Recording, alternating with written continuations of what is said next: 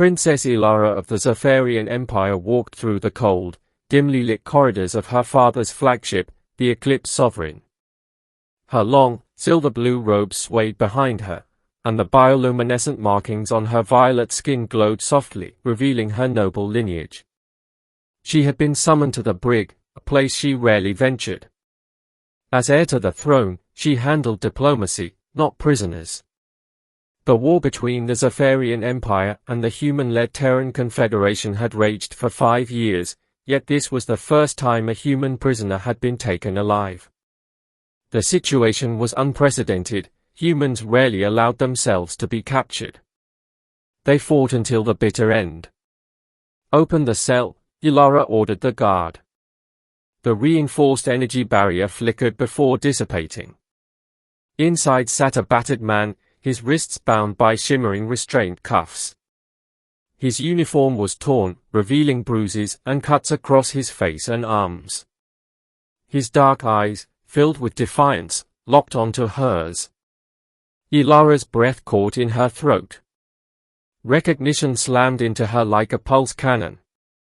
"Ethan," she whispered. The prisoner's eyes widened, shock overtaking his hardened expression. "Aelara?" For a moment, neither spoke. They had last seen each other over a decade ago, when Aelara had studied at the Interstellar Academy as part of a diplomatic exchange.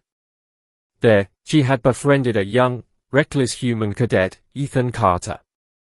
But that was before war tore their peoples apart. "I thought you were dead," she finally said, her voice barely above a whisper. Ethan let out a bitter chuckle. "Funny. I thought the same about you." She turned to the guard. "Leave us." The soldier hesitated, then saluted and exited, the door sealing behind him. Aelara took a cautious step closer. "How did you end up here?" "Bad luck," Ethan muttered. "My squad was ambushed. I stayed behind to cover their retreat.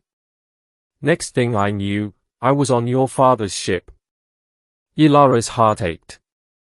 She knew what would happen to him. The Zepharion did not take prisoners lightly. Humans were considered too dangerous, too unpredictable. If he remained here, he would be executed. "I have to get you out," she said, determination tightening her voice. Ethan snorted. "Right.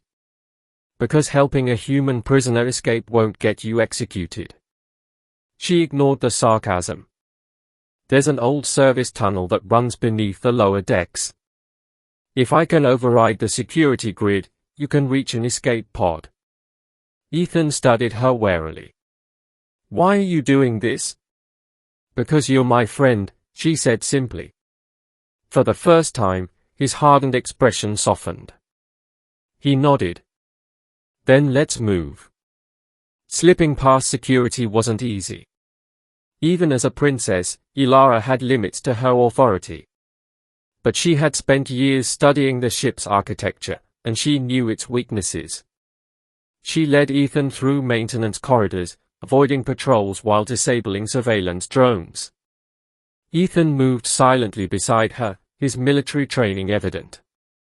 Despite his injuries, he kept pace, his body tense and alert. "You never answered my question," Ethan murmured as they crouched behind a bulkhead. "Why risk everything for me?" Aelara glanced at him. "Do you remember the day I almost drowned at the academy?" Ethan's eyes flickered with memory. "Yeah.